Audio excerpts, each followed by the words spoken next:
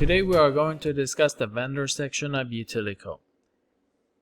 Within the vendor section, you can create any vendor by entering the information in here. Anything with asterisks is required filled. Once you have entered that information, then you could send electronic purchase orders to the vendor and keep track of your spend with them as well. So if I click on this vendor name, it will take me to a view that is similar to clients or leads within Utiliko.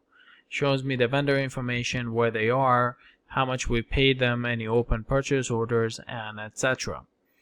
I can add any contacts that I have for this specific vendor.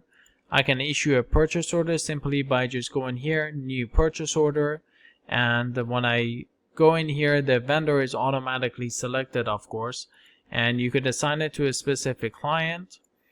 You could assign that purchase order to a project for that client as well by selecting it here, and you would just simply enter whatever services you're buying or items you're purchasing, create the purchase order.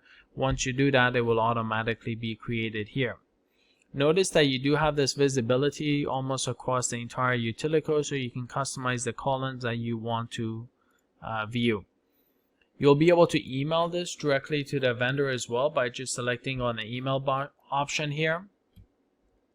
Any transaction bills that were paid or bills that were entered against this vendor will also show up here. You could claim any refunds and document that in here.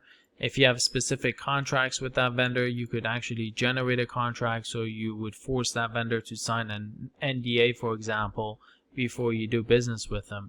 You could generate an agreement within the utilities agreement section, and then it will automatically show up here, and you'll be able to generate this agreement or NDA and send that over to them. If we go back, you can also create a new vendor by going to this plus sign on the top right and then going to new vendor. Once you've done that, you could create a purchase order as well by just going to new purchase order. And if you go here, then you specify the vendor name, you would select the client name and the related project if needed. These are not required fields within Utiliko. Once you have actually received that purchase order, you could change the status of it to accepted, received, and then you can also enter a bill for that purchase order by converting it to a bill and paying that purchase order and keeping track of any payment that has been made to that client as well. This is a short video about how the vendor section and the purchase orders work. If you have any questions, feel free to get in touch with us. Thank you.